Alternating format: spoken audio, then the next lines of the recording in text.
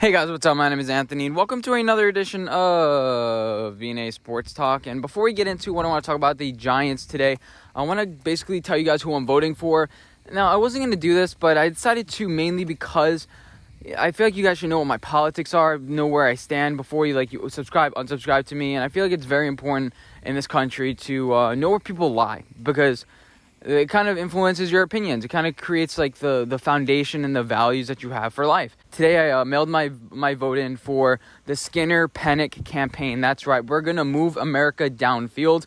We're going to make the Giants great again. The thing is about their campaign, it's so uplifting because we're moving American downfield. It's not about everyone's going to die of coronavirus. You say Joe Biden's build back better. Trump is, keep America great. So those kind of positive message on the upfront. But when you really look behind it, it's kind of like depressing. Like, we're all gonna die unless you vote for me. No, the Skinner kind of campaign is not about that. They are legit, and that's who I'm supporting this election season. Okay, so let's get into the video. The Giants, there's a lot of topics. The first one that kind of came to mind when I was like, I want to have like a little bit of like a fireside chat. A little bit is just a talk. And so people think that we're gonna get like a 6 for Golden Tate. Really? I don't know. I guess you could say running wide receivers are a hot commodity. There are teams like the Packers, even like the Lions. Like, name a team that wouldn't take Golden Tate pretty much at this point. Even the Browns would be like, yeah, we'll take Golden Tate. He just doesn't have the best separation, but when he wants to play, he'll play. When he wants to take a hit, he'll take a hit. Sometimes he's a little bit skittish, but he's not overly explosive as far as jumping or running. He's just a gamer. He's a baller. And I think you can use him in a certain spot where a smart offensive coach can use him to scheme him open. And he's going to catch it 100% of the time, pretty much. He's reliable. So the thing is, I was thinking about Le'Veon Bell. The reason why he didn't get traded was because the Jets had a falling out with him. He was getting paid a bunch of money, and he had no leverage whatsoever. And a bunch of teams were like, okay, we don't really need a running back at this point. You take a look at which team in the NFL feels like they really need a running back. Just take a look at it. The Panthers, the Broncos, just name a random team. The Cardinals, like they have a running back. Like every team feels like they're fine. Every team feels like, oh yeah, we're pretty set at running back. Jaguars are even good. Like what are we talking about here? So I was thinking about that. Evan Ingram, he doesn't have a huge market, but you get a desperate team like the Cardinals should try to compete, especially if Evan Ingram has a big game against Tampa Bay, like it feels like he always does. Yeah, he can be a hot commodity on the Tuesday night deadline. Election night, by the way. Vote for Skinner Penick. Yeah, but he doesn't have a huge market. What is it? Green Bay, Arizona, Jacksonville. It's not really that much. The Bears have like 15 tight ends. They need to use Cole Kmet a little bit more, but that's besides the point. So Evan Ingram's not going to have a huge market. Dalvin Tomlinson, I think he can get traded to New England or a certain team like that. Now, defensive tackles don't have amazing value.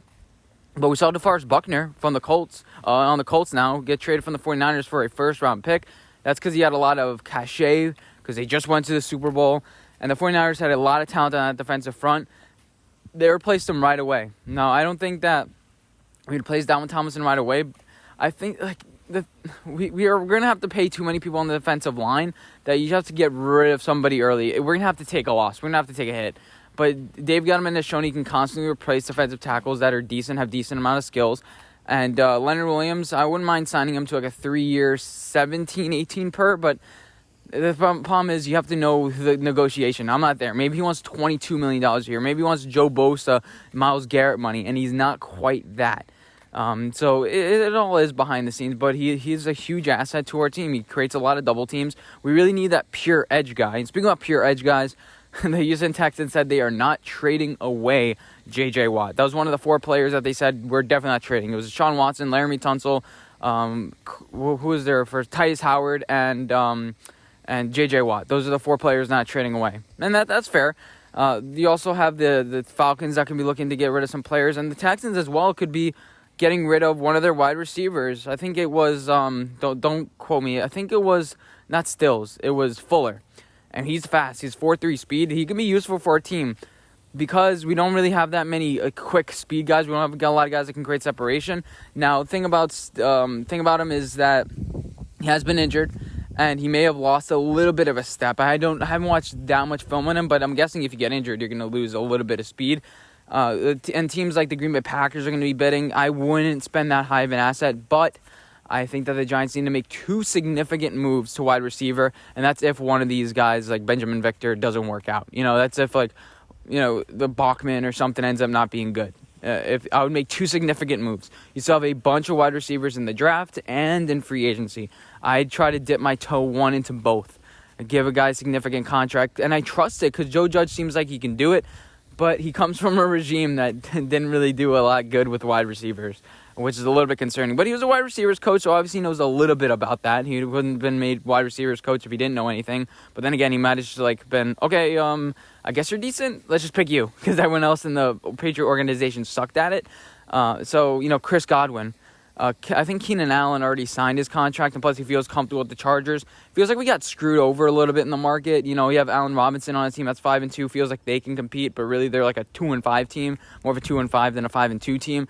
Then you have the Lions. I feel like they can compete with Kenny Golladay. He's getting more and more healthy. If we offer a first-round pick to them, are they really going to accept it?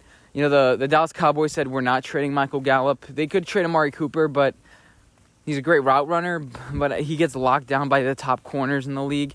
I wouldn't love that, and plus it's really expensive. Don't forget about the money. Obviously, there's money is concerned with all these guys, but in the end, we have to spend at least a second-round pick at the wide receiver position. Jalen Waddle's stock may go down, so we may be able to steal him in the second round, but I think he's still going to be a first-round pick.